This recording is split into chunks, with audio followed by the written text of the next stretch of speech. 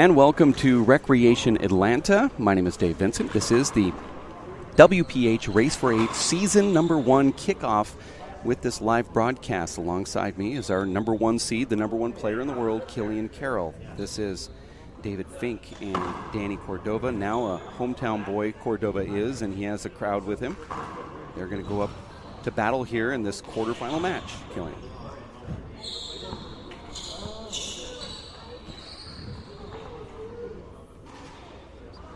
All right, we have David Fink serving 0, serve 0. Short. You heard that Dave Fink is serving first here, and our referee is Ryan Pesh. Point. It's a nice pass shot by David Fink. 1, serve 0.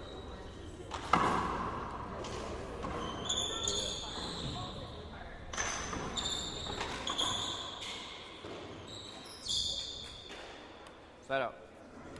Are the courts slick in here? Because you saw some players yesterday a little bit late in the afternoon look up to the referee saying that there were slides, but it doesn't seem like it's dramatic. But did you see anything?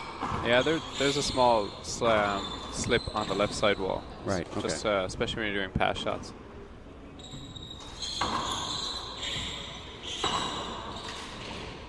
Set out. Are the courts particularly fast? They're actually extremely fast. Yeah, Okay. I think that Danny Cordova 1, should have serve the 0. advantage, especially playing in his home court. Used to this kind of speed of play. And he has a lot of fans here. A lot of his co-workers came down yesterday. I thought that was pretty cool to 0 see. serves 1. Some of these folks probably have never seen handball all come down and support Danny. I'd say so, yeah. I'd say he's definitely getting motivation and a big drive off the support of his fans here in Atlanta. And family, too. There's a ton of family in town and friends. Point. It's a nice shot. It's a perfect shot right there. Got tied up just a little bit. Referee let him play through it, obviously. Open shot. Danny takes it and gets it. We're at 1-1. We're going to 15. You have to win by 2. Best 2 out of 3. That ball is called short. Second serve.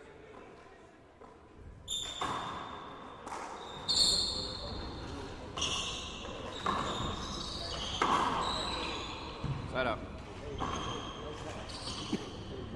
Dave seems to be automatic from about that dotted line. Killian. Oh, he definitely is. His kill shot very up high, especially from the back of the court. If it's either a straight kill or to the left corner, Dave seems to definitely do well in that position.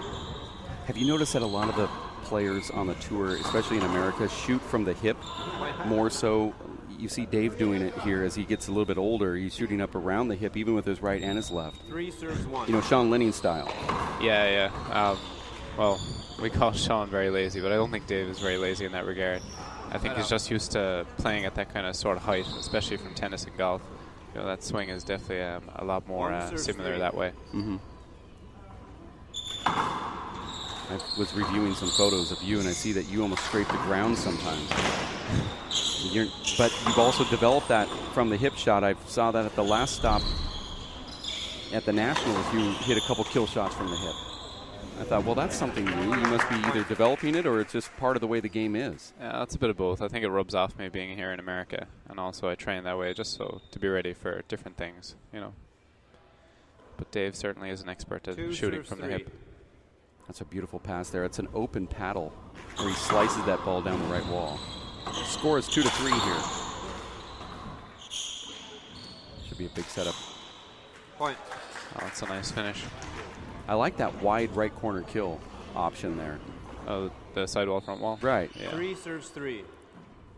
Most players try to go right back down or they push it to the left.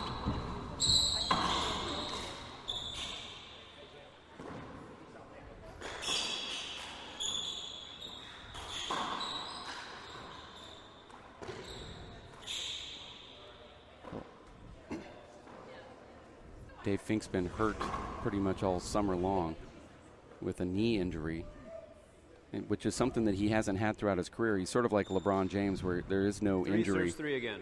And then just the last couple of years, his back and then his knee, he's suffering, I believe it's arthritis. But this sport, everybody has one. Point. 4 serves 3.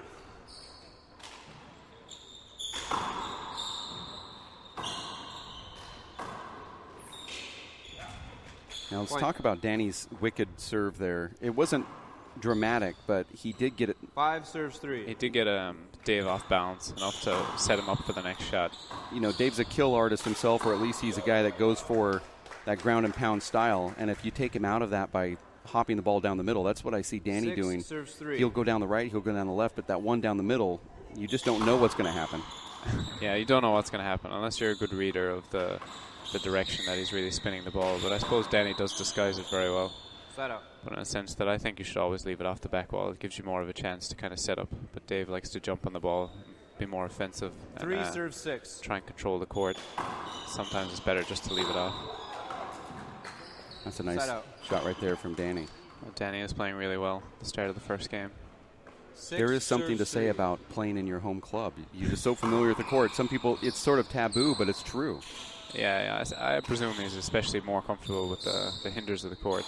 From the outside, it doesn't look like there's any hinders, but the front of the court, there's actually a lot of dents that the ball can make a slight change and a slight adjustment, and obviously the slide that we talked about earlier. You saw Dave slightly mishit a ball there about 5 shots back. Danny just rolled with it.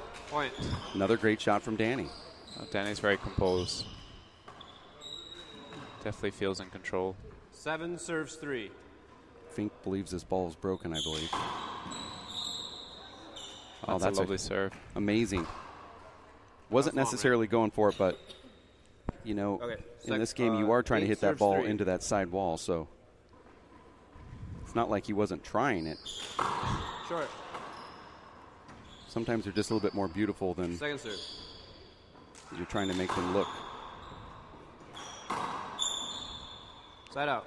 Speaking of hops, that was a huge natural hook there from the lefty. 3 serves 8. Side out. Oh. It's a bad mistake by David Fink. 8 serves 3.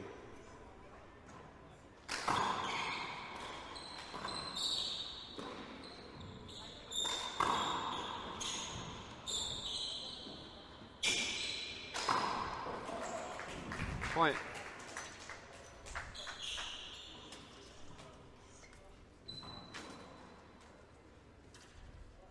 Nine serves 3.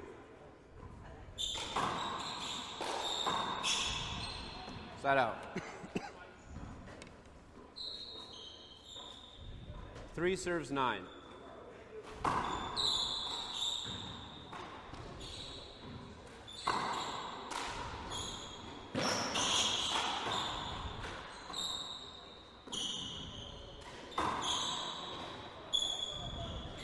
Somehow Dave gets that back. Danny puts it into that corner. Side out.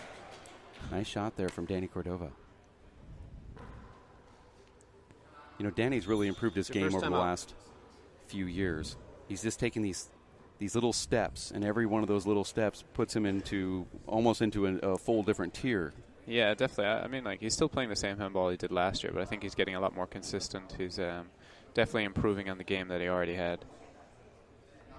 I see those right corner kills as something that I don't recall him doing a lot of. I know his brother does it a lot, but as I see it, it's pretty darn impressive. No, it definitely is. I mean, he's putting away the chances he's getting, and especially the serve. He's really kind of making Dave Fink off balance and getting a great setup on the return.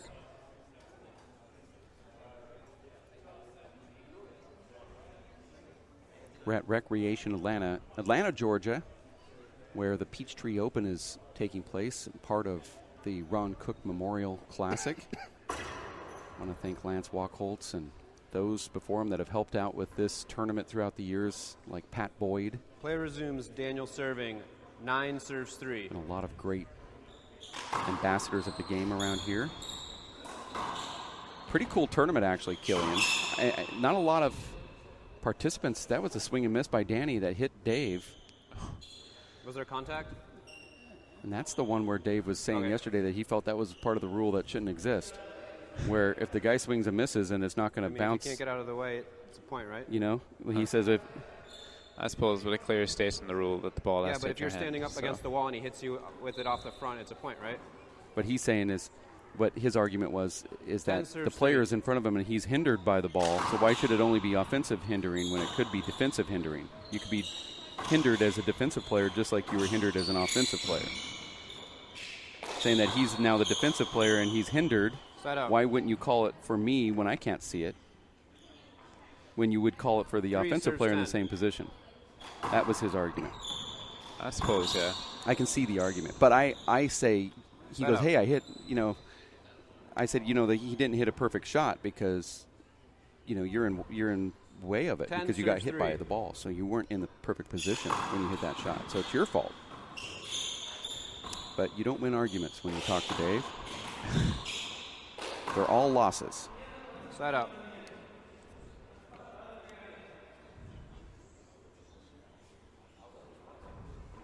Three serves 10. Point. That's the serve we saw yesterday against 4 Ryan serves Pesh. 10. David certainly needs a lot more of those if he wants to win. Side out. Well, he finds himself down 10-4 here. 10 serves 4. Short. Second serve.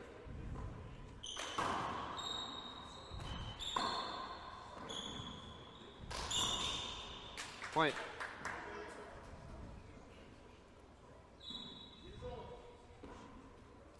Eleven serves 4. Short. Second serve.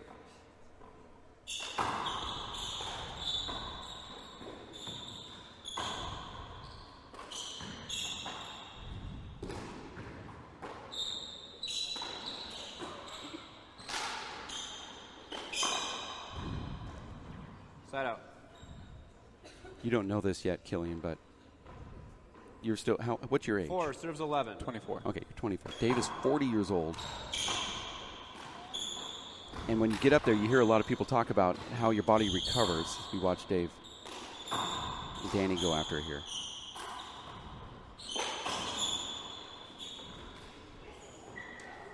Nice get from Cordova.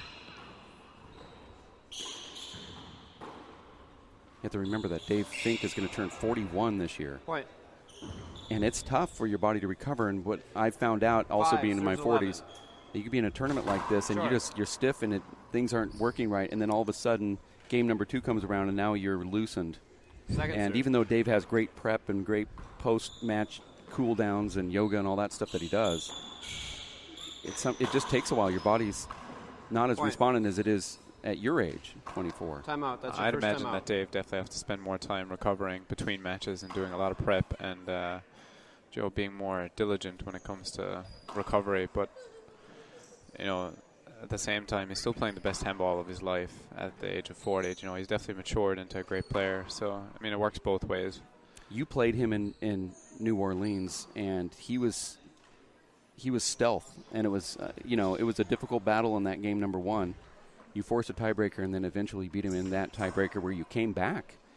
And I think you saw firsthand when he's on his game and when he's fully rested and his body's feeling good, he's dangerous. Absolutely dangerous. Yeah. To be honest, I don't think it's his body that has anything to do with his losses, because it's just a typical Dave Fink thing to do, to go to a tiebreaker against a really tough opponent and then to be up and only to lose in a short margin. I think it's just always the fact he just beats himself up constantly. He really needs to just get over the emotional feeling of coming so close and losing at the final line. But I think hopefully we'll see a turn in Dave Fink's game this year regarding that aspect. Hopefully, but also not hopefully. No, I think that's a good assessment. Big setup here for Fink. Goes to that right corner, gets it. Point called by the referee. You see that with David Fink. He always shoots for the angle, especially when he shoots so high, because when he hits the crack, it makes the ball stay low. It's definitely a very good offensive shot. Point. That ball barely gets to the front wall. Point right in front of Danny's face. And there's another point now at 8-11, just 3 points away as Fink. He was 11. just down 10-4, as you recall. and probably much worse. Ball sounded like it broke, but that's that weird plaster.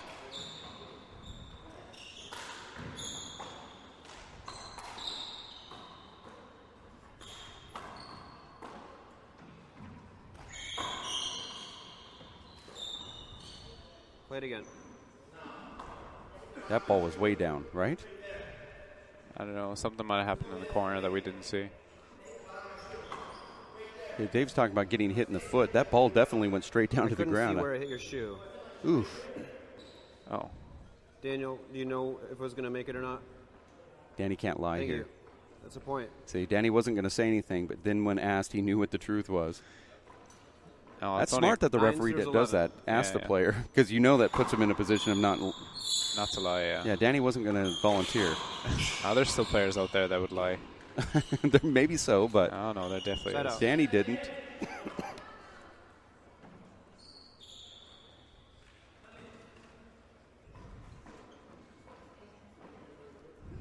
Eleven serves 9. We have a packed house here.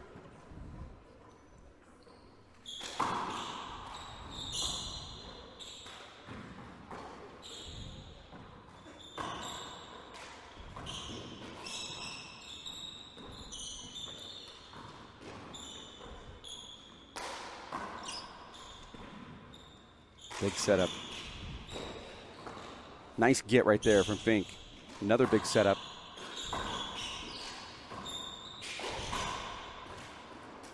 Set out. It's a nice rally. Their feet were tangled up just a little bit there, but Dave put it down just enough. Referee didn't think it altered anything. You might see some of that. No, it was just right there at the end as they call for the towel. I believe the score is 9 serves 11 with Fink serving after this towel break, and there goes our camera, which is a familiar sight. We're going to have to change something up there.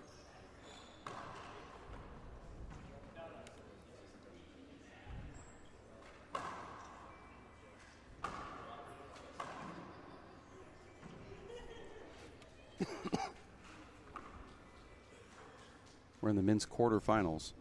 Had an exciting day yesterday, but a very long day of handball here. And it was good to get out 15 seconds. after the. It's one of those rare ones where we saw so much handball. It was nice to go watch a little baseball last night. It certainly was a long day, but there was some long matches in the round of 16 that we usually don't get. I suppose it's just the players coming up from the qualifiers were definitely a lot better than they were before. And we saw Nick Mattiotti. I mean, that was a very nice surprise. Yeah, I mean, we've known him as being a great player for a long time, but not on the tour. And then he almost picked off Mondo last night. Yeah, he had an incredible serve. Kind of reminds me of Andy Nett. Yeah, that's exactly what he reminded me as well. A big server, but also had the ability to kill from strange angles. Those tall bodies, those tall guys like Sean Lennon 11 serves 9. Exactly. Andy, Very they hard get to pass. creative. Yeah.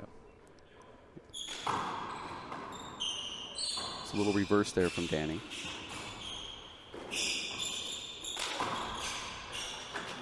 Point.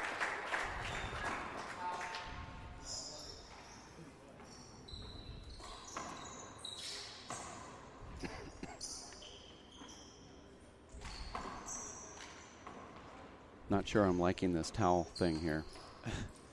I just don't know how you can regulate it.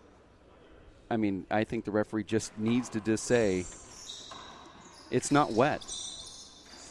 Well, I'm not too sure if it's wet or not. 9. But David Fink is kind of funny, and he just always likes to speed things up when it comes to the towel, and then sometimes he doesn't like the towel at all. Even when the floor is wet, David Fink wouldn't really want to dry up the floor.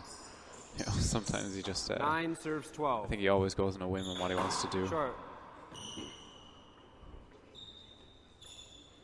Second serve.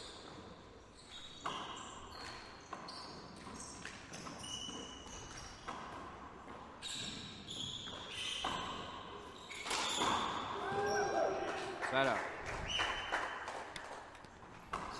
Nice shot there from Danny. 12 serves 9. You know, sometimes you, as a viewer, you would say, well, why would he hit it back down the left when Dave's standing on the left? But as a player, you know that when you're feeling it, sometimes you just have to go for the shot when you feel it. Dave's going to argue this here.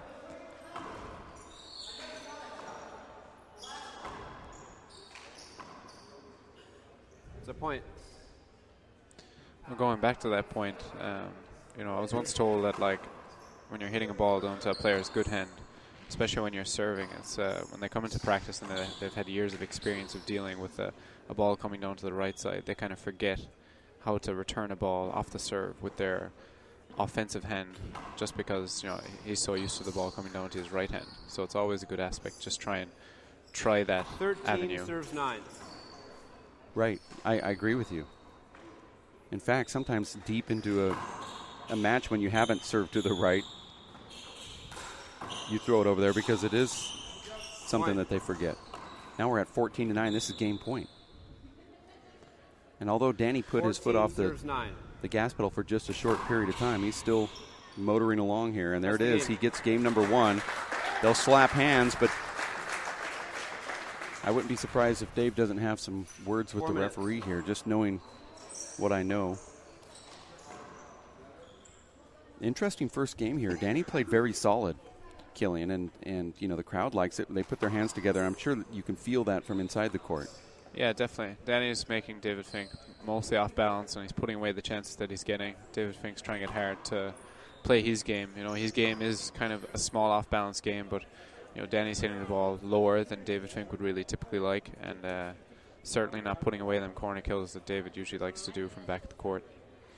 I think it benefits having Danny and Luis Cordova living together, or here at least in the same town, because Luis, who doesn't get credit for this, is a hard hitter, and he really has a heavy ball that he hits for his size, and it's interesting because I think that because of that fact, that's making Danny able to play some of these top players a lot better, because now he gets to see it more than he ever had. Oh, definitely, yeah. I mean, playing Luis Cordova he definitely gets a lot of different personalities in the court. I mean, as we know, Luis Cordova is such a grinder, and he can get to a lot of ball, and like no rally is ever dead really when you play Luis.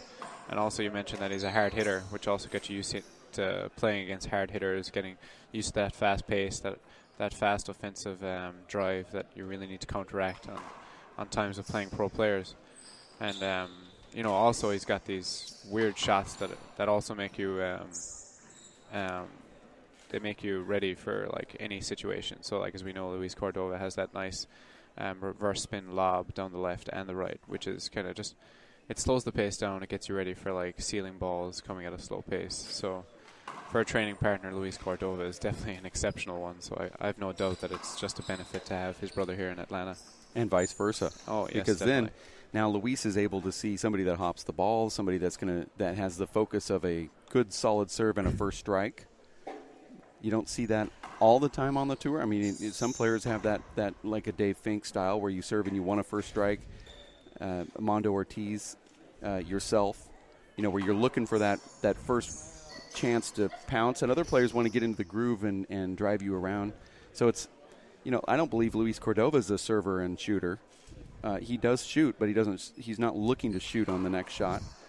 But Danny is his brother, so they have contrasting styles. I'm sure that definitely helps both of them. It's unusual for a pair of brothers to have a different contrasting style, because usually one looks up to the other. Right.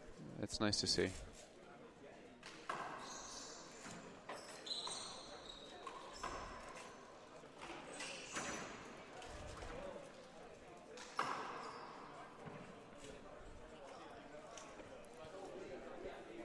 And then Dave Fink's got a whole bunch of arrows in his quiver back in Tucson, Arizona, between Luis Moreno, Sean Lenning, Abe Montijo, Shorty Ruiz. I honestly think it's nearly more the opposite, because the only one seem to be giving David Fink training games is Shorty Ruiz. The other two just seem to be... They do play, but it's not as regular as it might seem. It's not as consistent, yes. But it is nice to have, even if you only play once a month against one of those guys, which is probably about the average, Shorty being, 3 times a week, but, still having an Abe to play once a month and a Luis Moreno once a month is a lot different than having 0 at no months. Yeah. But then again, I'm still coming into the point where you play Luis Moreno and Sean Lenning. They're known in training games not to not to really care all a hell of a lot, not mainly to get better through a training game. So it's more like when you say Daniel plays Louise, it's nearly like it's nearly like they're playing a final. Every single training game they have is life or death, which is an extremely rare training experience to have at you at a moment's notice. You know, that's true.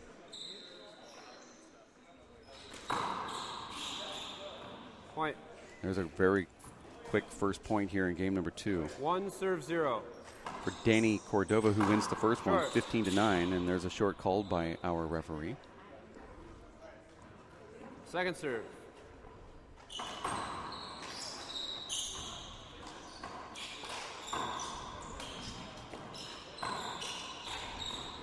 Point. Thought Danny was screened there, but referee let him play through that. Danny is certainly playing well from all 2 serve 0. all parts of the court.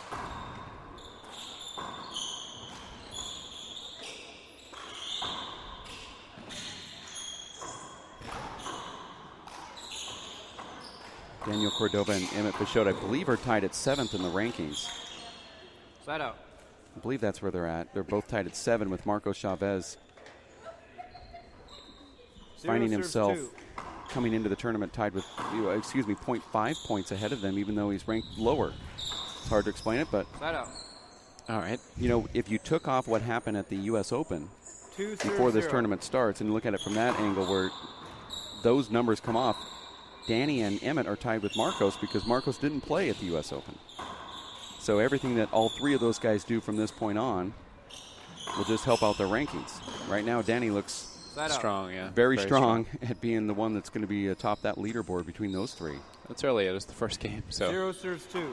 the others still have to play.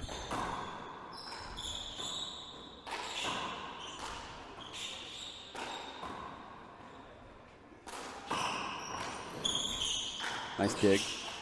Oh, should have went down the left. Side out. Frustrating when you miss your final shot by just a couple inches when you're trying to guide it in like that after you've already hit the floor. Those are the little gifts that you wish that you could get. You feel like you earned it, and then you just do that where you let up a little bit or you try to guide it in and you just miss, and you're like, why can't I be more engaged on this last shot like I was 2 shots ago? I know, yeah. But It happens often.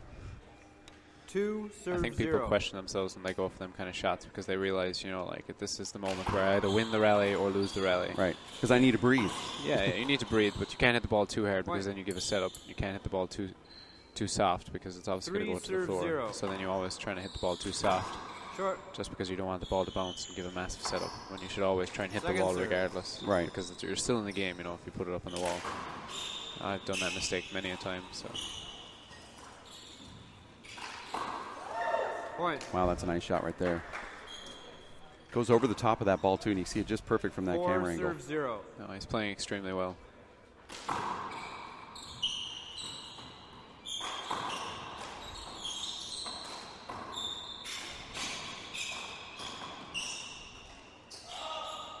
Point. None of these players want to move out of the center of the court as well. I think David, if he wants to get more into this game, I think he's really going to have to play from the back of the court. 5 serve 0.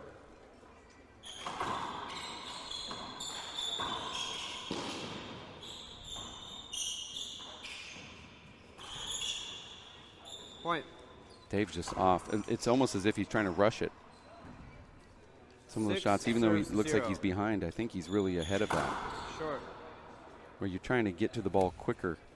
So you speed up your hand motion, and you just hit the ball into the side wall. Your timing's just off. Yeah. Usually at that point, a person should try and slow it down and try and work his way into First the game. serve 6 serves Dave 0. likes to do the opposite approach because it probably works for him in that regard, but the only thing is you lose a lot of points quickly if it doesn't Side work out. for you. Now, Dave can score points in bunches. We've seen that many 0 times. serve 6. Let's see if he can get that serve Short. and shoot thing down. Right, there's a short ball. I called it short. Thought Dave was going to Both peel agree. that. Second serve.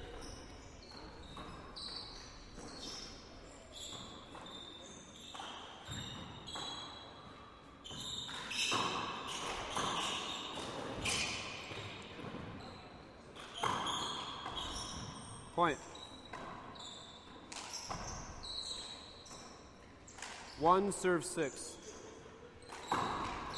It's a nice replay here. Dave Point. just shadowing Danny enough. It wasn't Yeah. I mean, a perfect Danny could have got shot. to it, Serve six. but he wasn't blocked. But it was a legal block. Play it again. That's similar to the one that we saw earlier, except for Danny. I saw the ball coming. He was just kind of 2 hindered. serve Right. 6. Danny was there. Bad bounce. 2 serve 6.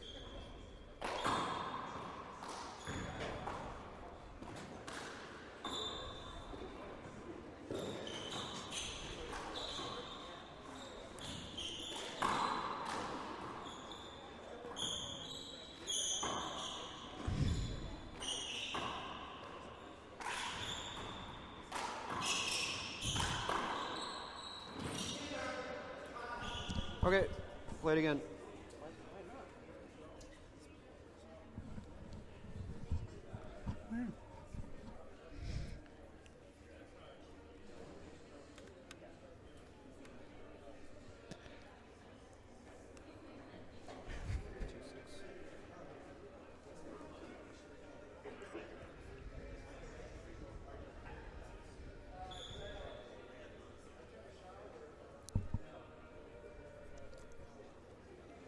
Two serve 6. Kind of hovering around this 2 to 6 number for a while.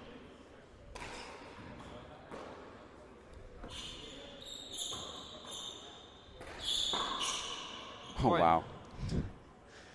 From that position, it seems so hard, but for him, it's not so It's your hard. first time out.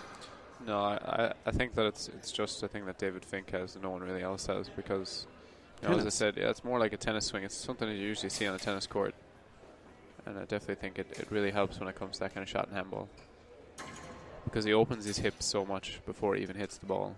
And especially since, like, in such an upright position, it definitely makes that shot possible. Is it that he's going when he's open like that? Because clearly he has a stance like he's hitting.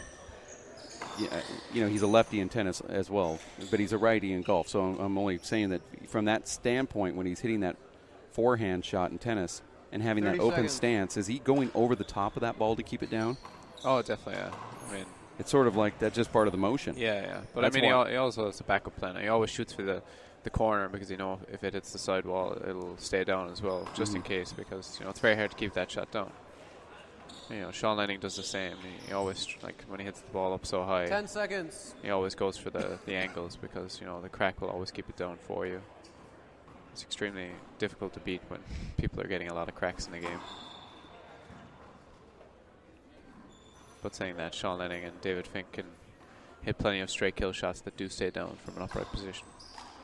Play resumes. 3 serve 6.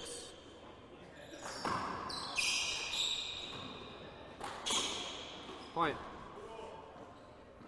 Now 4 to 6, and that was it might have looked off balance, but Dave 4 feathered that serve ball out of 6. his right hand into that right corner. 4 to 6.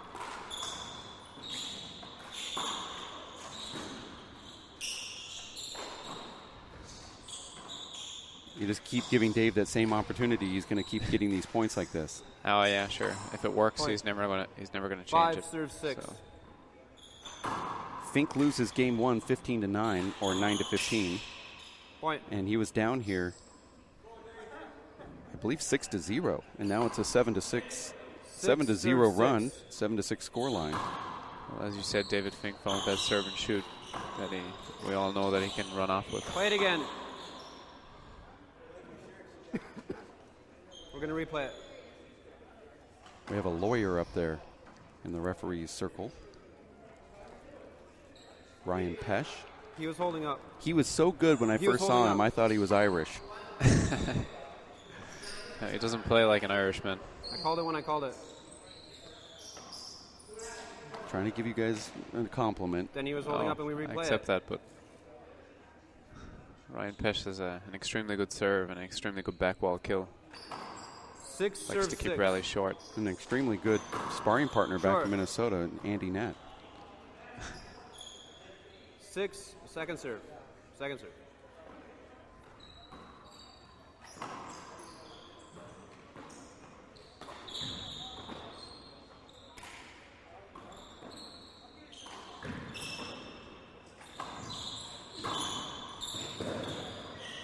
Play it again. Do you see something that ball slid? Also went underneath Dan's legs, but it looked slid. like Dan didn't anticipate that shot coming off the sidewall that steep. That's that left that you said that slides over there. It does, yeah. I mean, it's extremely hard to see it, though, because even when I was reffing it yesterday, I seen it like once or twice, and, you know, it's so slight, but I'm pretty sure when you set up for a shot, you know, you do notice the slightest things because you're just so used to the ball reacting to the walls, you know. That's why I contend that you guys just don't lie in the spur of the moment when it comes. See, that one looked like it almost had a little slide out, too, but another great shot from Dave.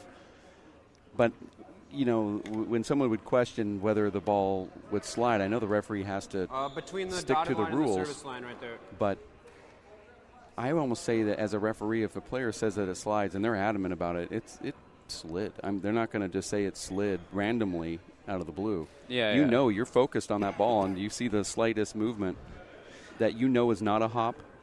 I know. That is a great point, and for now it probably is that way. But if you bring that into the system now, people will eventually take advantage of it, and then they'll see a flaw in the system, and you know it's something we want to avoid. So I think the way we do things now is just as right as it always should be, because you know back when handball used to be different, like when you had Tom Sheridan and Duxie Walsh, they would definitely take advantage of something like that.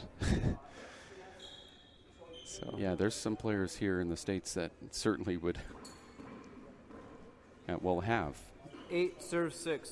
Taking advantage of stuff like that. 8-6, 8-point run now for Fink after being down 0-6.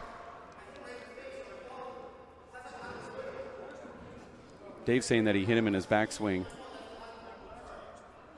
He's saying he's so close to him that when he hit the ball, he's immediately making contact.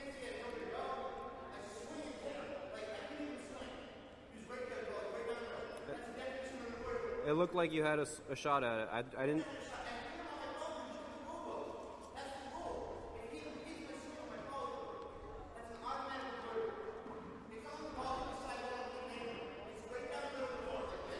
You guys have been playing close all game.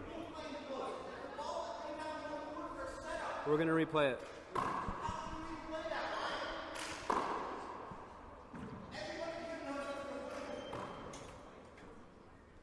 We're replaying it. I don't think it's as blatant as David says it anyway. I can see where he's coming from, but when I see an avoidable, I'll call it. 8 serve 6. Welcome to the tour.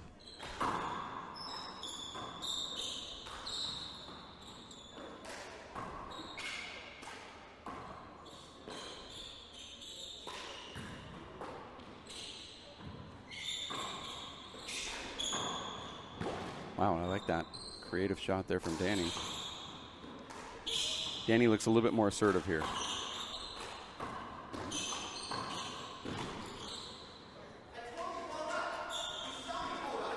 I thought you wanted it. What do you do as a player when you don't seem to get rattled in the court or even talk to the referee, but you got past him? You had certainly you have to get frustrated sometimes when everything goes against you. At least you think it goes against you, whether it is or isn't. Do you have to call a timeout and have? He's talking to the head referee to kind of calm myself down, rethink about things, and refocus. So I don't really kind of get too upset, because after all, I know that at the end of the day the referee sees the game differently than I do, and you know, like I do get frustrated, especially playing people who don't like to move out of the center of the court, like Luis Moreno and stuff like that. But generally, I just kind of like play through the next point, and 6 serves 8. Just kind of keep going with the same mental focus I had before that. Well, Dave's doing what he normally does, and that is that he's getting the crowd into it, but not in the way he wants them to get into it. Yeah. Now you hear a lot of chirping out here. Side out. Got lucky there. That ball just squelches out of that left side wall.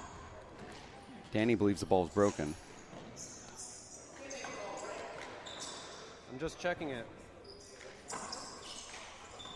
I don't see it. Danny thinks the ball's broken. The referee says he can't see it. Dave's yelling at the ref saying you can't make it break. Ref says I'm just checking. I'm pretty sure squishing the ball isn't going to make the ball break. Ryan's strong, but it's not that strong.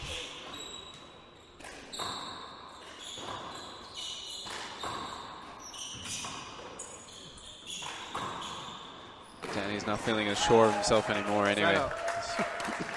He's not trying to put the ball down like he was at the start of the first 2 games. I like how he feathered over the top of that ball on that one. And he put a reverse in it, made it die before it hit the back wall. Made it near impossible get that pass shot. Dave, there's a big wet spot back here too.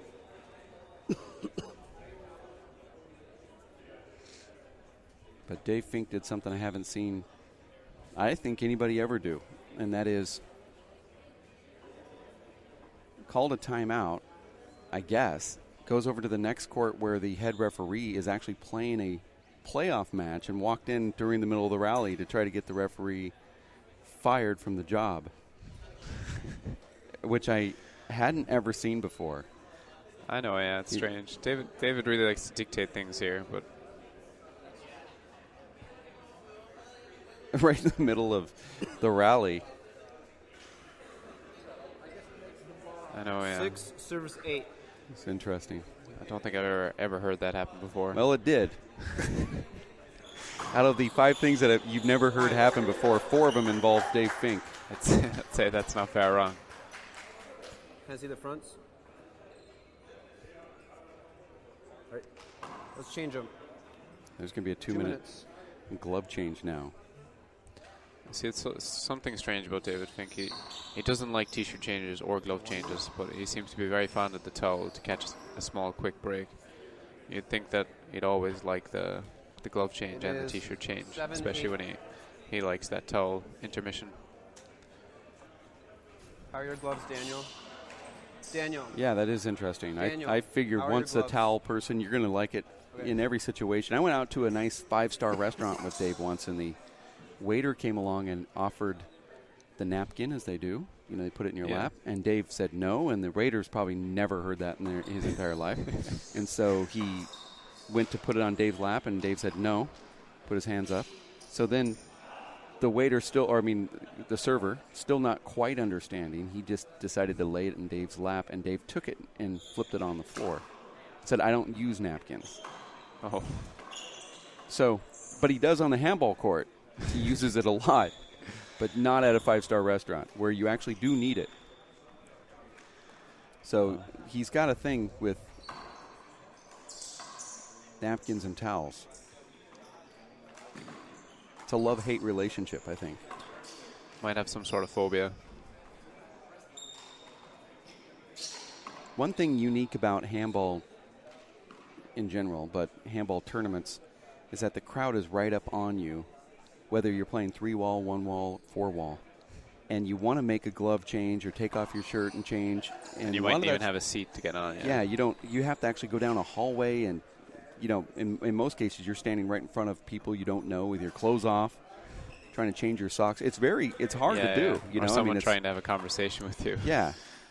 During the timeout. Hey, remember I talked to you once 15 years ago? Yeah, well, Jimmy London's good at that. Jimmy is supposed to be at this tournament. I've seen that, yeah. We're back into play here. Skip. And there, Dave I just didn't see the missed ball. that. I called a skip. Both agreed. The camera was blocked by 8. Daniel Cordova. The ball looked like it slowed down a lot. Nice serve from Danny there. Get that towel ready. Skip. Ooh.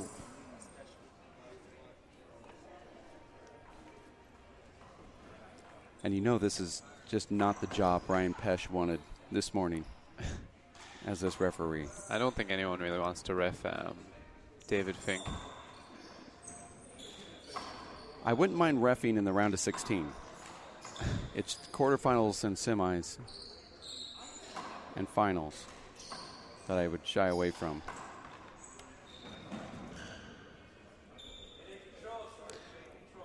I honestly don't know why he always gives the referee such a hard time, especially when David Fink doesn't do much of it himself. 8 serves 8. He doesn't really kind of comprehend how hard it is to referee sometimes. Side out. And he's not a bad referee. No, but he he's just not, no. doesn't do it a lot, mainly because he's usually in the broadcast booth. But a lot of times he's not in the broadcast booth. I think he just doesn't really like to referee. I suppose no one really does, but unless you're David Steinberg or someone who really likes to take authority into his own hands.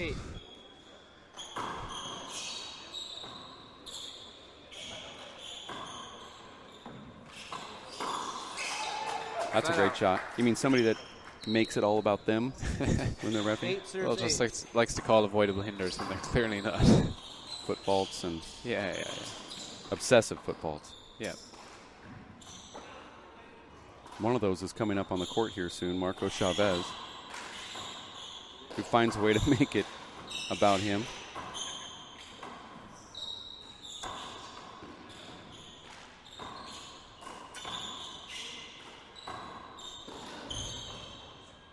Dave should put this away. Look at that get from Danny, though. Oh. He anticipated that right corner kill, was right up there almost before Dave even hit it. Watch this. Danny knows exactly where it's going to go. That's extremely great get. Yeah, that's extremely great get. Slams into the wall. That's crazy, isn't it? I know, yeah. Great instant replay there from Chris Garrad. Filming done by Linda Manning. It was very impressive that he actually got it before it even hit the side wall. Usually people wait for it to hit the side wall just to give yourself a bit more time. But that was some great hustle. I like how he breaks around Dave there while Dave's still in the swinging motion. And you see him already turning the corner, heading for that spot. But he loses the rally. Mostly out of 9 times out of 10 you do lose them rallies just because you are out of position and completely vulnerable. I suppose that's why people like David Chapman and Tony Healy realized that and developed the re-kill. 8 serves 8. The dive re-kill. Now adopted by yourself. Oh, no, definitely not. Well, earlier in your career, you would dive and flip the ball up. Now you're starting to... I'm pretty much doing the same thing, Dave. I see a change. Yeah, a small bit, yeah. 8 serves 8. Watch this. Watch what Danny does with this ball. It's a little bit out of the camera angle, but it was a crazy angle. Yeah, definitely. Tried to catch David in the off bounds. 9 serves 8. Now Danny has the lead again for the first time in quite some time. Look at that nice hop right there. Dave, like you said, likes to take that ball early, and if he was able to let it come off the back wall, he'd get it back. I think that was a good serve, though. I think he was a bit complacent on that serve, though. Point. And there again. See, now there's a lot of confidence. Dave has to call a timeout here if he wants to break it because Danny's got 3 in a row. 8. That has fooled Dave. Short. Second serve. Does he go for it like Sean Lenning? Doesn't matter. This is a big setup.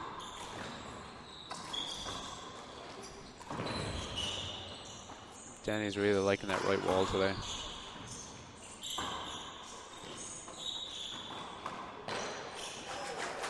Point. And there it is. I believe we're at match point here. Unless we're at 14, Daniel, 13. Will you check and see if the court's wet in front of you?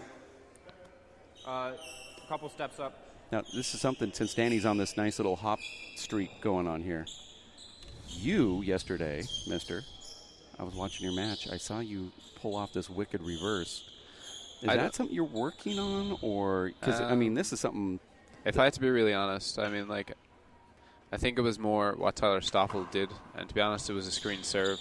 12 no, like, serves I'm not going to say to the referee it was a screen serve, but I think it was a screen serve. And then Tyler moved too much to the left, and then the reverse. I think it was. It looked more dramatic than it actually was. Because I was like, snap. Short. Because if you got that I called it short. In your arsenal, Called the serve short. It's done. Okay. Both agree. Because if you're starting to throw that Second serve. stuff, which then I was talking to some of the guys, they said, "Oh yeah, he does hop the ball." I go, "Well, I hadn't noticed it like that, but maybe you're right. I saw the dramatic kind of." Because that's exactly what happened, was that it was a slight screen, but Tyler overran it and it went into him, and I thought, oh my gosh. Yeah, I don't think it was a savage spin like you'd see Luis Moreno or Denny Cordova do. So 9 serves 12.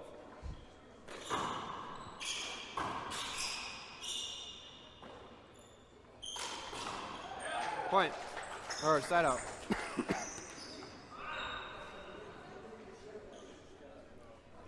Twelve serves 9.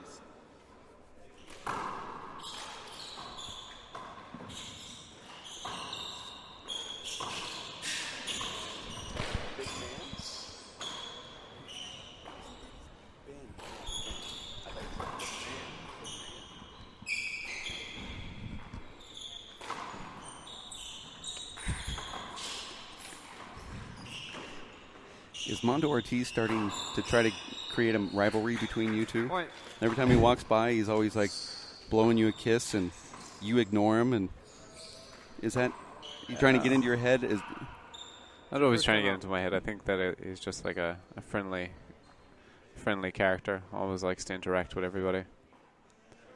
See some of the players this week here at the facility, and I'm certainly hoping that we'll catch it on the live broadcast. But you see Marcos and also Mondo Ortiz wearing their shoes with the initials BM on them. Stands for Ben Manning, who passed away. This past year, it's Linda's son, who you remember seeing on our live broadcast. I do, yeah. He passed away from cancer, and some of the players are paying tribute to him with their initials written on their shoes. So if you look around, you might see the BM. I'm pretty sure the camera won't spot it unless we do get a close-up of someone's shoe. But, yeah, it's a very nice touch, I suppose. You know, our monitors, I know, from in our booth here look dark, but that's not how it is broadcast out, per se. It's just this crazy monitor we have here. So I think it would be more obvious if you were able to see it. But look close next time you see a shoe shot. Some of the players here honoring Ben. That's a crazy pass. Listen for the score here from our ref. 9 serves 13. 9-13. Oh, nice. Point. That's a That's great a nice shot. finish, yeah. We all wish that we can hit that exact shot with our offhands, like Dave does with It's his an strong extremely hands. difficult 10 shot serves to go the 13. opposite direction because of the spin you put on it. It always comes short. But no, it's extremely effective when serve. it does happen.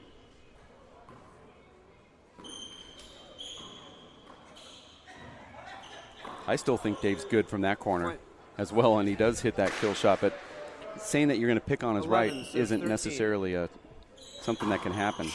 No, he actually looks extremely awkward with his right hand, but he seems to just do shots just as effectively, you know, with his right as he does with his left. Point. Well, Dave is a former pro golfer and holds a pro golfing card, and he golfs right-handed. Right where he's Yeah, standing. He also plays baseball, swings a baseball bat right-handed, and shoots right-handed in basketball, where he was on the club team at the University of Arizona. Yeah, but it's really strange, like.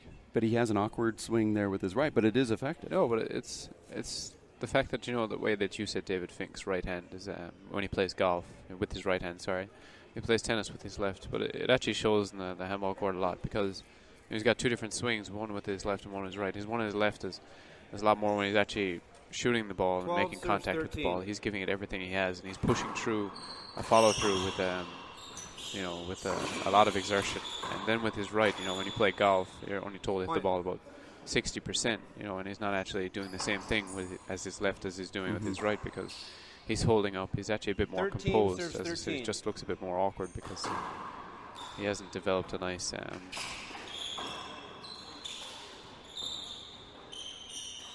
technique. But the composure part, that's a screen. No call from the ref, and now it's 14-13, I believe. Yeah. That could have been called, though. Could have been. 14 serves 13. Wow. This could be a tiebreaker here if Dave gets this last one. And he goes for it. Danny dives in, and Dave misses it there, and the crowd puts their hands together, and Danny's going to be back in the server's box. That was a great rally. Look at this. Dave goes for that shot. Danny leaves his feet.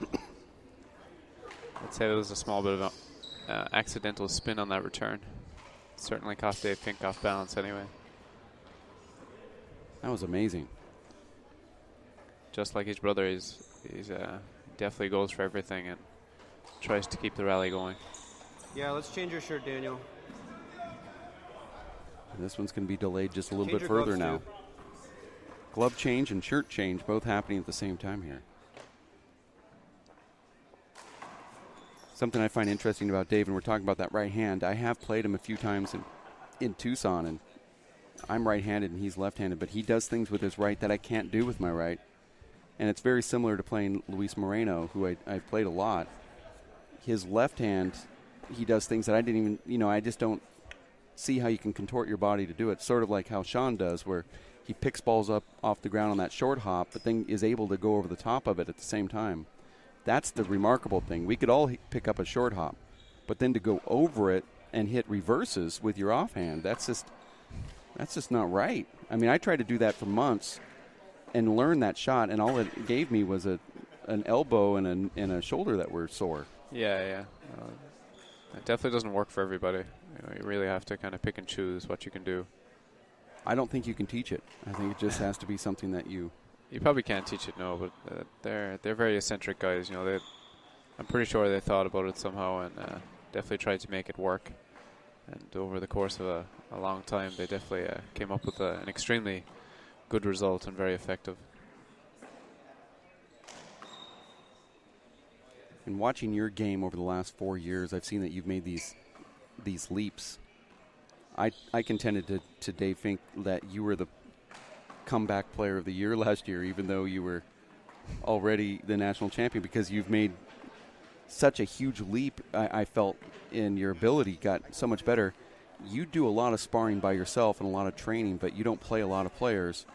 You must be going into the court practicing new things all the time, or at least trying to refine the things that you know how to do, because I have never seen this much improvement from somebody that hadn't played top handball.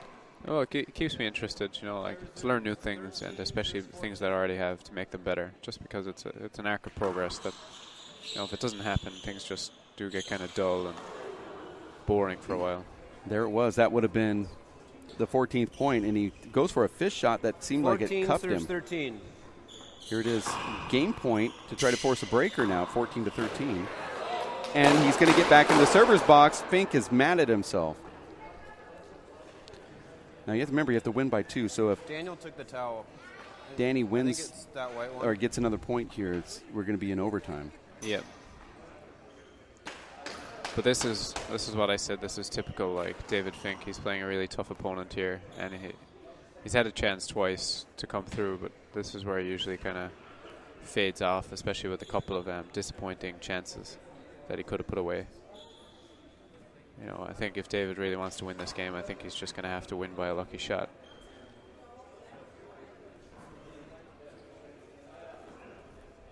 But as I said, this could be the year we see a change in David Fink's game, hopefully for the better. 13 serves 14. 13-14 here. Danny wins the first one, 15-9. That was a reverse.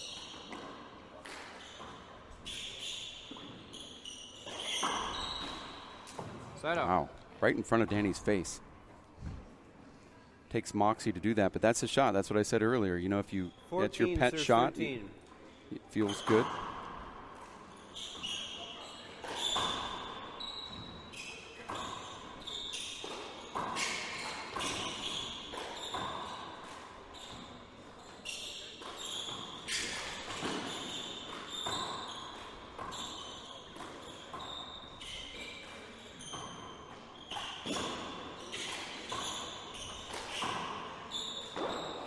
Oh, wow, there it is.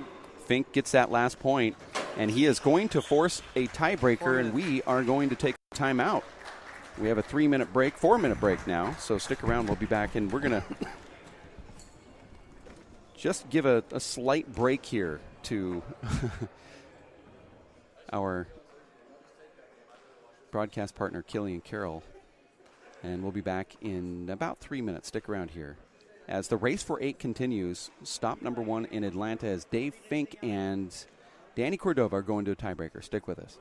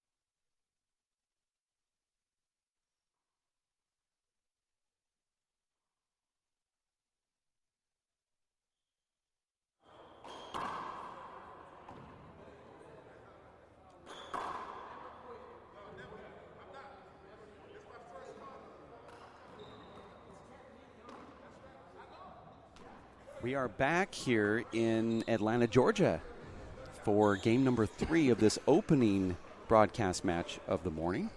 Race for 8 Professional Handball Tour number 7, stop number 1. Dave Fink wins game number 2 after losing the first one to Danny Cordova 9-15. Fink comes back. He had a deficit killing. He was down 0-6, came back and took the lead there 8-6. Danny Cordova came back and tied it, went up 9-8. Danny goes on, and it looks like he's going to win potentially the match, gets up to 13, and Dave comes back, ties it, goes ahead by 1, and then 2, and wins. And that's why we're here now playing a one-game tiebreaker to 15, not the traditional one game to 11. This could actually go higher than 15. All right. We have to win by 2 here. Game 3, Daniel serving, 0 serves 0. And that's where we're at.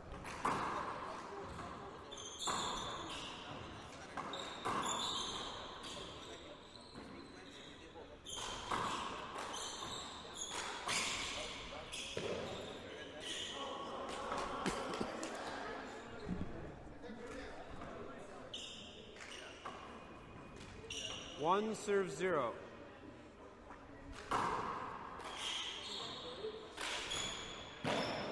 Point.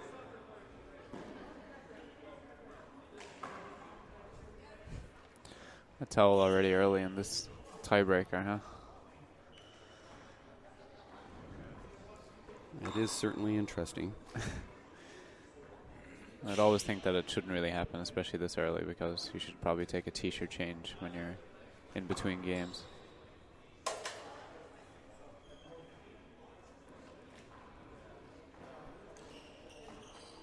Two serves 0.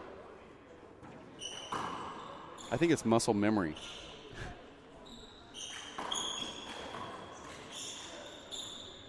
Oh. Both of these guys making great gets today, and that was an awesome kill shot there. The ball goes in about 60 miles an hour and comes out about 30. It hit both of those corners. Watch this ball just die. I know, yeah. It's an extremely great shot. Especially from such an awkward angle as well. I mean, Right, David up high. Yeah, and you're fading into that corner. Strange. So much spin on that ball. He seems to have more consistency from shots like that. 0 serves 2. From when he gets his setup. So it's really strange.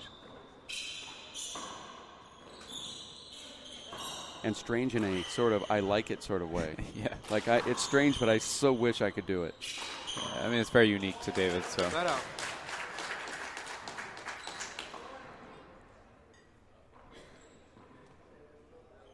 Two serves 0.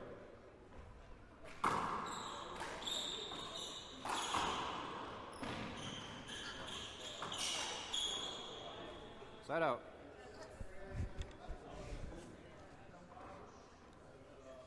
Zero serves 2. Short. Dave Second is serve. pretty trendy with those high socks that he wears. Sometimes purple, sometimes yellow. It used to be a thing on the tour, didn't it? Yeah, it's sort of his thing. You know how golfers have their certain attire that they wear? Yeah. Well, Luis Moreno did it for a while, and Emma Pichot did it for a while.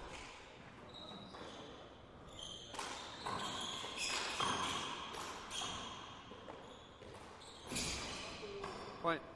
Danny off balance, goes with that fadeaway left and misses it. One serves 2.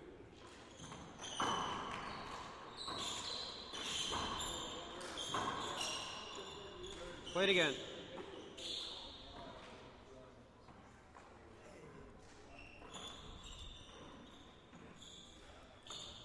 One serves 2.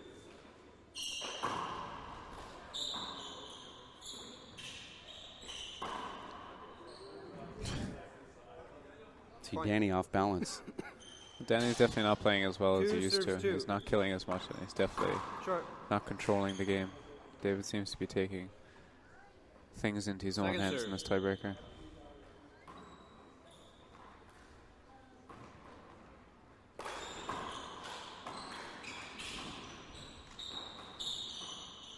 I've seen him multiple times here in this match where Dave's trying to push a ball past Danny with a pass, but Danny seems to be able to catch up to every one of those. Yeah, he's a very fit guy, and he's got great agility, and his anticipation isn't bad either.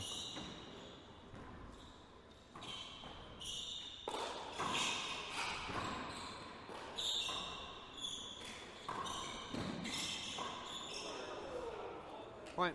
That's one of the great things about David Fink, especially since he can kill the ball from such a high angle. You know, it really can confuse the opponent that he can go for three or four different shots in the same place.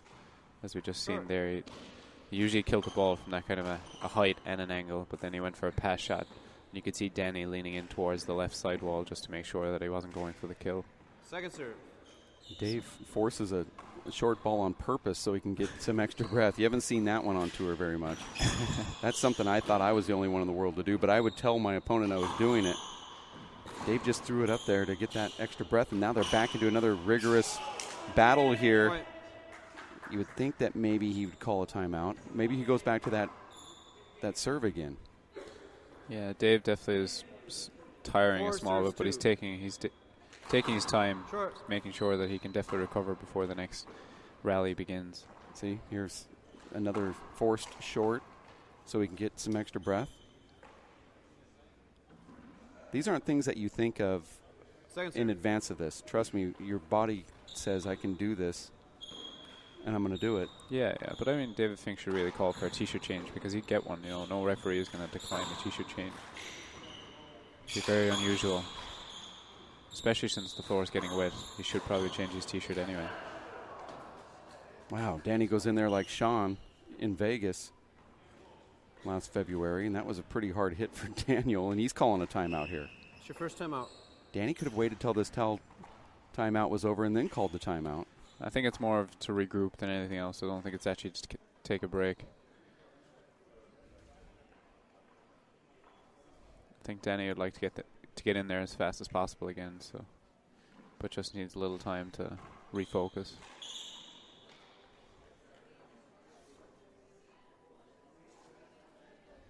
This has definitely been a tough battle for both of these guys.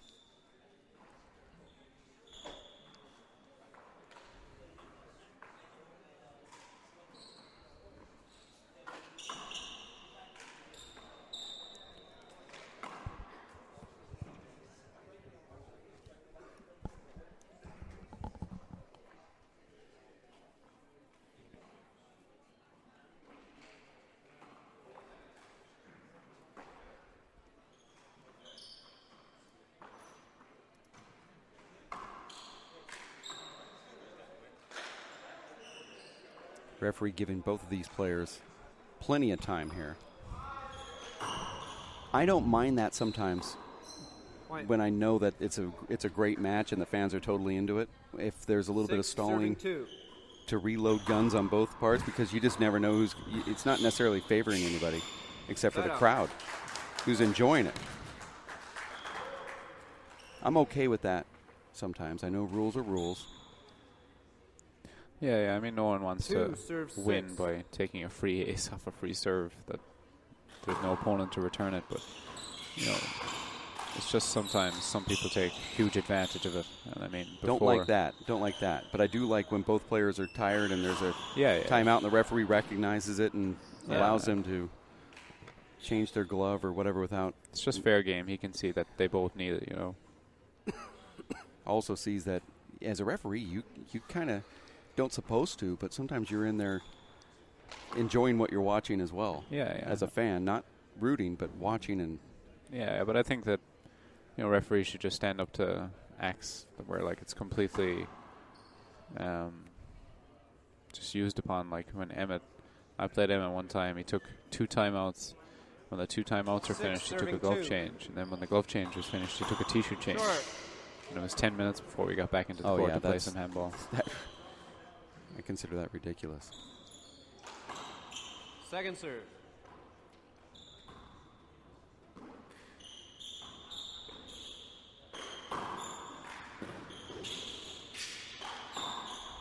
Point. There's that kind of strange looking right hand that's highly effective. 7, serving 2.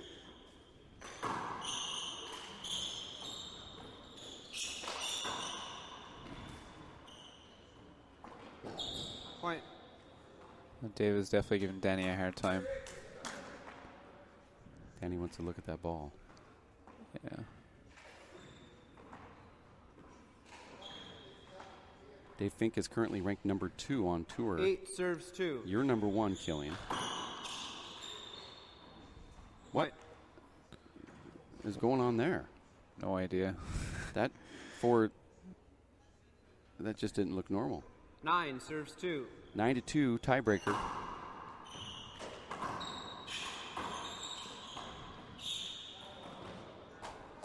Side out. Danny needs to change up his serve anyway, because that serve 2 down the left serves really 9. isn't working.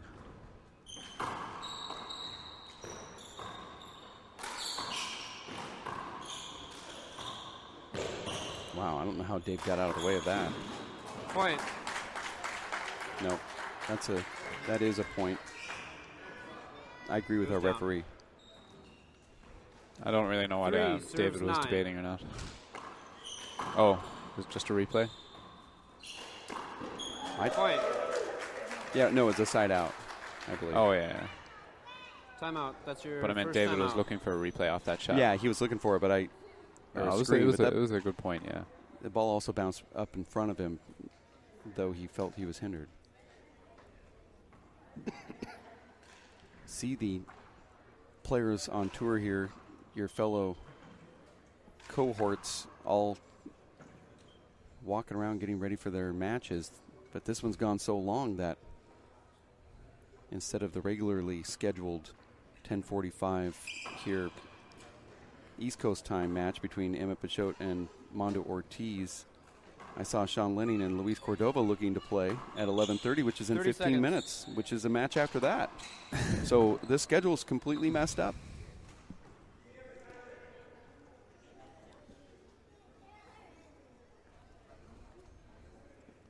I'm pretty sure we'll be way behind by the time the 4 matchups finish anyway, because we've got some 10 interesting games coming up anyway. Yeah. You have 1 full timeout and 1 30-second timeout left. Can you take a timeout and come back and take a timeout again without a play? Yeah. I mean, you said Play it happened resumes, against Daniel you in serving 4 serves Yeah, 9. the referee should really take the initiative when a person changed his gloves. He should really change his t-shirt as well if he thinks it needs changed. That's a problem with some of these dark Point. shirts. Not necessarily the one Dave's wearing, because you can tell when that's wet, but Yeah. these dry fit dark 5 shirts, you serves just 9. can't tell. Yeah. But timeouts are things that you have that Short. are used up. Glove changes Yeah. and t-shirt changes will always happen, you know. Second serve. I believe a referee could call for, or should be able to call for a glove change, but make it quick. I think I heard you say that one time in Salt Lake, where your player you felt was kind of stalling, so you said, make it quick. This isn't like a 2-minute glove change. This is you get that glove on change.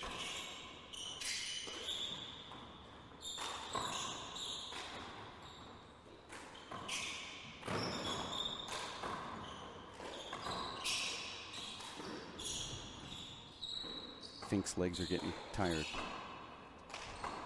Fink's legs are getting tired, but Danny certainly isn't putting the ball down when he needs to. This is one of those needs to times. Another flip back up to the front wall. One of the longer rallies here between these two.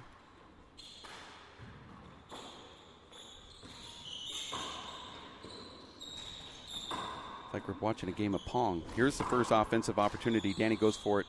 Doesn't go low enough. Who's going to go for it first? Danny should really be trying to force this rally over.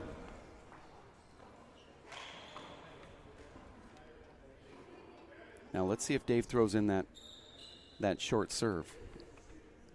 Or does he go for it? Serves 5. It's very difficult to come in strong after a long rally like that. There it is. There's the short serve killing. Where now he's just going to walk, and Danny throws it right back to him really quickly, but that doesn't really afford him as much time as it may seem. No, you still get an extra 10 seconds because you have 10 seconds to reserve the ball. But you know, like it's interesting. It is very interesting. It's something David Fink would give out about if someone else was doing it. So right.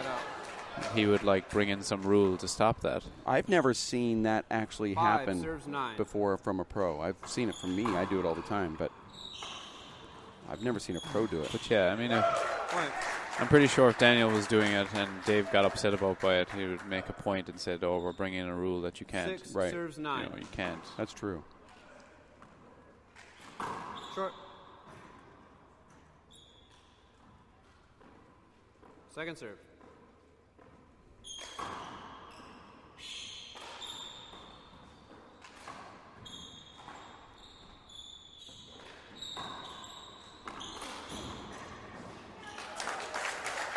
Point. Now you can see Danny starting to get a couple points here.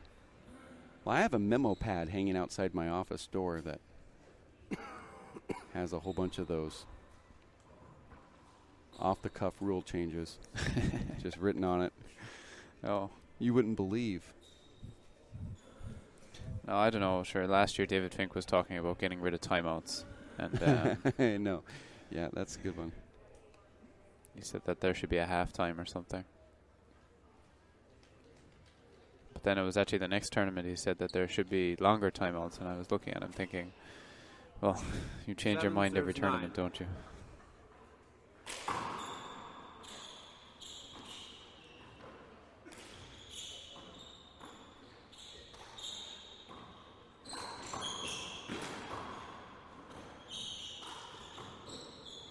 This should be a setup here.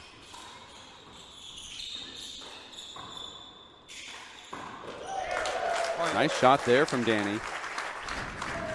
You know, sometimes I find that with your offhand, when you're really tired, 8 serves 9. you seem to be able to hit shots like this. Sure. Because it's something that, like you said before, you focus a little bit more at it. You're skilled Second serve. in a different way with that. It's maybe more analytical.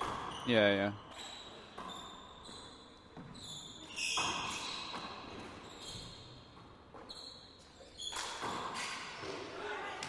I think it was past you. I agree with the ref there. I thought it was good too, yeah. I thought there was a reverse spin on it too, which would have put it sliding down the wall slightly like that. Yeah, that would have been very hard to get. And David really had given up at that point. 9 serves 9. We're all together at 9 here. Dave had a nice lead, but now it's a big hop here coming up.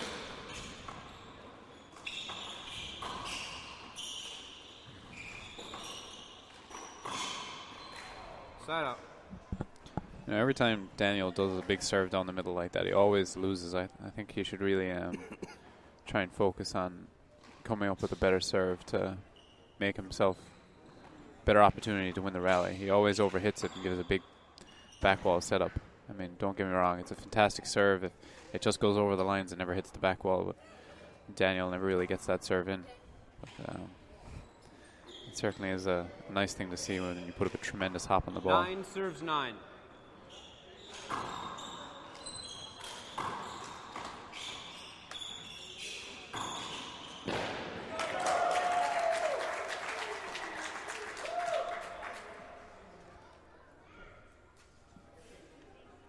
It was a nice shot there from Danny. But you see Dave lifting his hands in the beginning part of that rally, which is something he does a lot when he plays. And when asking him what he's doing, he said, I don't know. He doesn't. He said he believes it could be maybe a move in tennis when he hits and 9 serves 9. forces his other hand up in the air, but he said he doesn't really quite understand. And then one time he said that he's upset that he didn't hit the shot right. And I said, but you still do it when you hit good shots. He said, well, it wasn't good enough. So it's very difficult because as a referee, you're always kind of told that when a player raises their hands. Yeah, yeah. Right. Especially when David's like, oh, do you not see me raising my hands? But sure. It's like, well, you do that every day. I can't tell if you are raising your hands. Yeah, yeah. Back in the service box, though, at 9-9. That's a great shot right there. Holy smokes. That's shooting from the hip. Still amazes me how he's able to keep that ball down. 9. Yeah, it's supposed to pop up from there. I think the new ball would suit him, though. The new ball does seem to be better than the last prototype. Dave wants this cleaned off. The ball hit Danny in the back of the head off that return there. Excuse me, I said it wrong, but Dave served, Danny hit Dave in the head.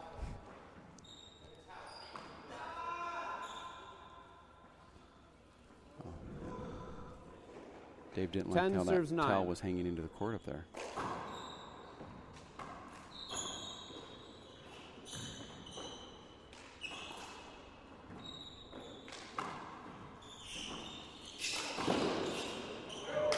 Flat out. And that could be one of those crazy balls hitting the front wall, strange bounce things. Could have been, yeah. I thought I saw a reverse. Yeah, and with Danny, who knows, because he goes both ways there. Second serve. It's almost like they plastered it and painted it with a golf ball. You know, it's got those little dimples up there. A real big golf ball.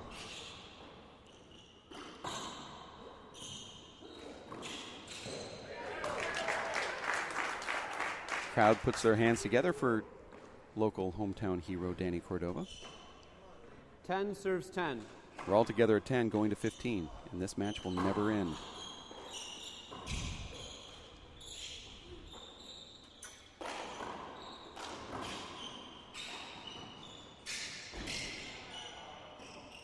Flat out.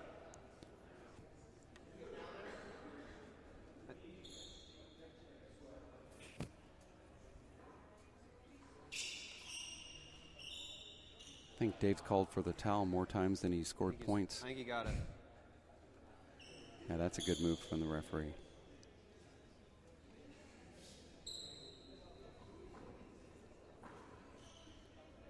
Let's go.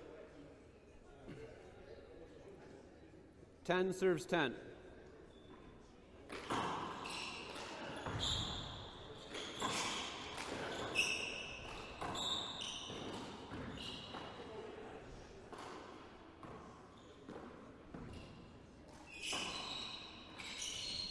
No, this is a crazy reference because you're too young to really remember this, but that should be a setup for Danny.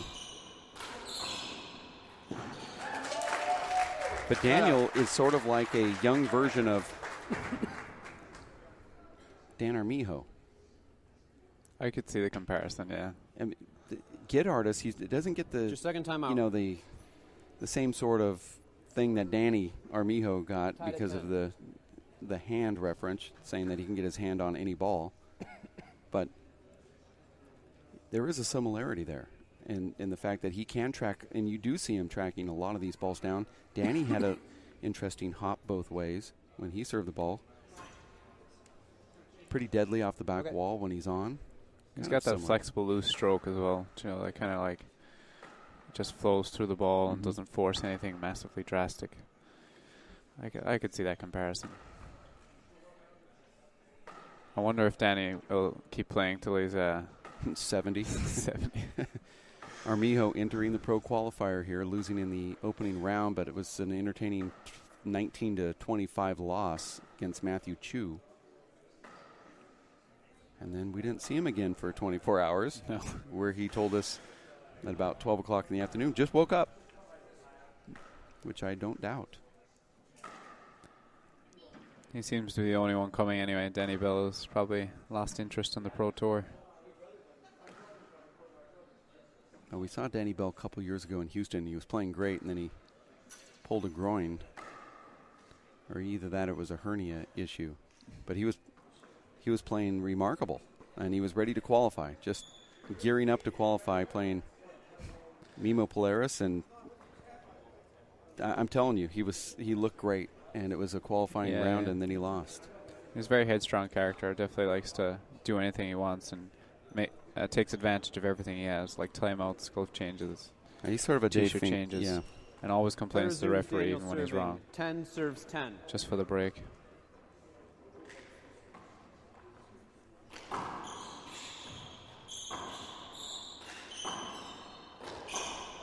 Point. Side Wow, out. that's nice. No arguing from Cordova. Not like he should have to, but in reverse of that, I think it would have happened.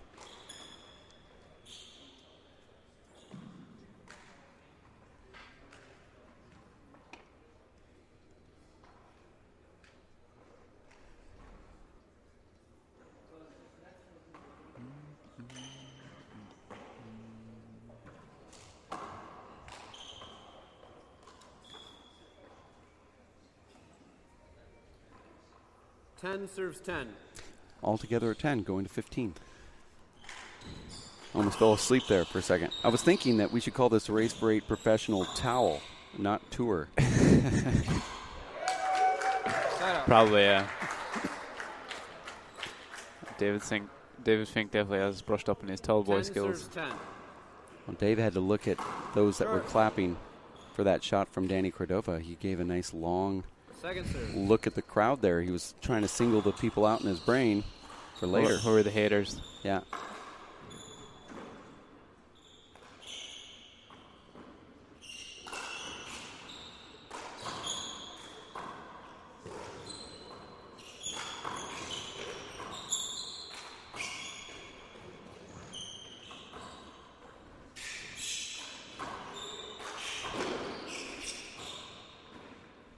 Big setup here. Nice pickup there from Danny.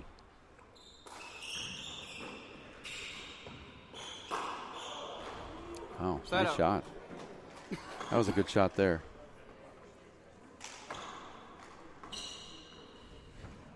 And there's a timeout. It's your second timeout.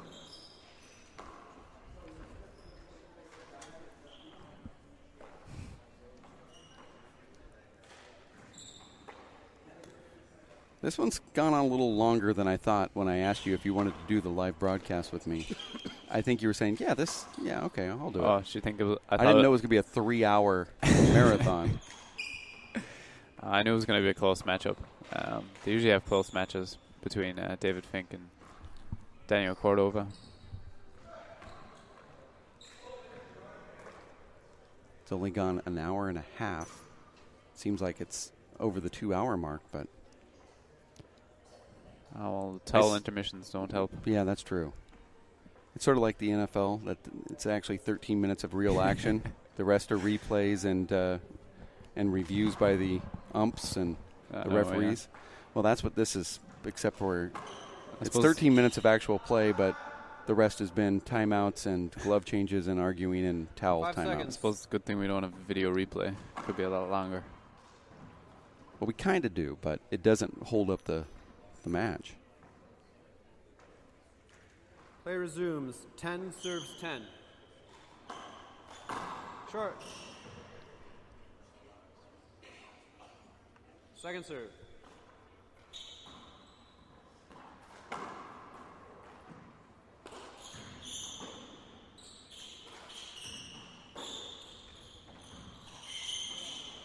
Side out.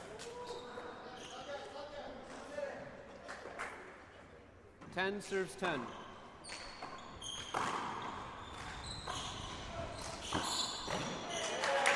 Point. Thought Dave was going to argue about a little slide action, but that was Danny's reverse that he put into that wall. Definitely was a nice shot, nice finish. Look at that. Nice. Also, the serve was good, too, and that serve hit that side wall and jumped toward the back wall as opposed to checking up and coming out, and that was because of some massive spin that he put on the ball, not from the walls being wet. Should be at 11 to a 10. 11 here. Serves 10. Point. Nice serve. Now 12 to 10. 12 serves 10. You don't want to give a server this much confidence. No, but side out. 3 or 4 serves in a row for a guy like 12. Danny could be proven as pretty lethal.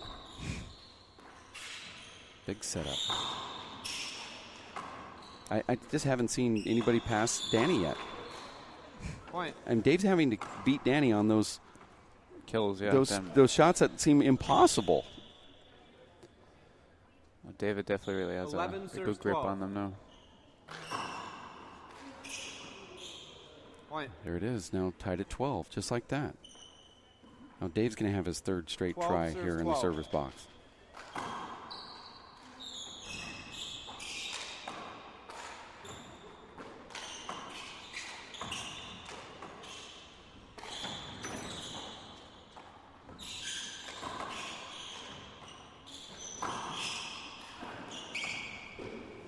Point.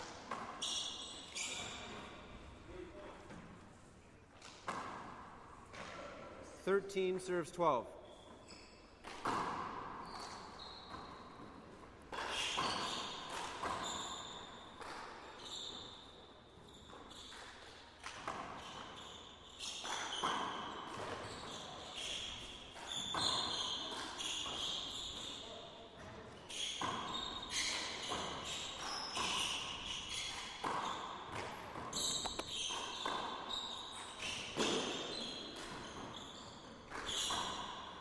know how these guys keep doing this. Set up now for Dave. Goes to that left corner. Danny thought it was going to be one that he's going to have to dive for. Dave just stays down, gets avoidable, doesn't matter. Danny's also putting his hands on his knees, and the crowd liking it here in Atlanta, Georgia. It was a good rally. Dave's so tired he couldn't even get out of the way. He just stood there saying, just go ahead and take it. Well, in fairness, Dave certainly is holding up a lot of good fitness here, especially since he doesn't play a soft game. You know, like you see Marcus Chavez doing. He really gives it everything he has, and to be that fit at that age is an incredible thing.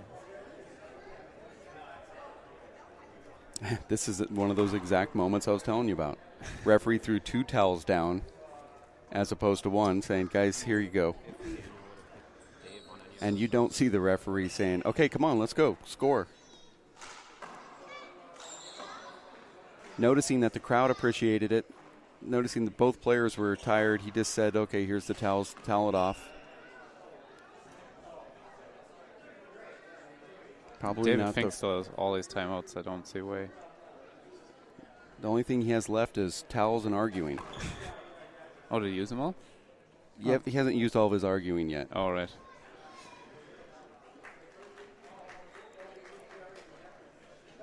But now you can clearly see that Daniel is just as tired as Dave is. There it is, a great serve. Amazing natural hook from Daniel Cordova. 13 serves 13. And we're all together again. Man, I don't know if I'd go to that reverse there. Doesn't matter. Dave goes right back to that familiar spot. 13 serves 13.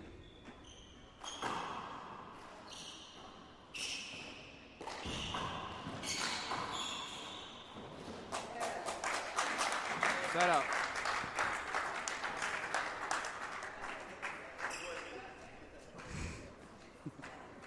Have you ever been in that position, Killian? You dive more than, well, at least you used to, than anybody that's ever played the game.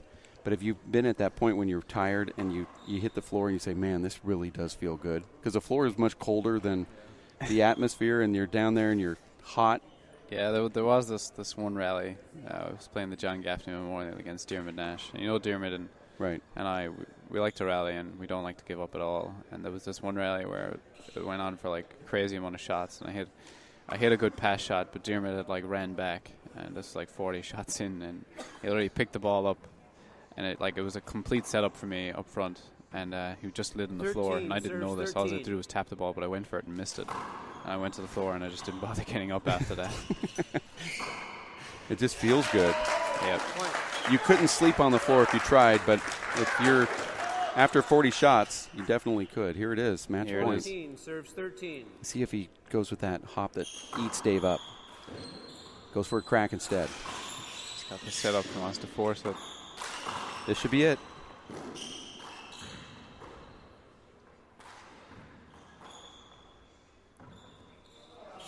Oh. Dave goes for a paddle. Excuse me, Danny goes for a little paddle off the back wall, and that was a defensive back wall shot. A timeout being called here.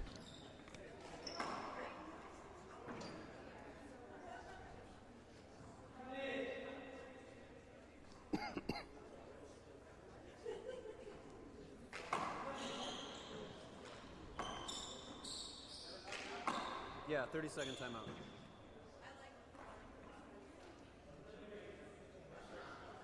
Ten seconds. He's going to take all of that 10 seconds. And he's got another 10 seconds to get to the service line, and he's got another 10 seconds to serve the ball. 13 serves 14.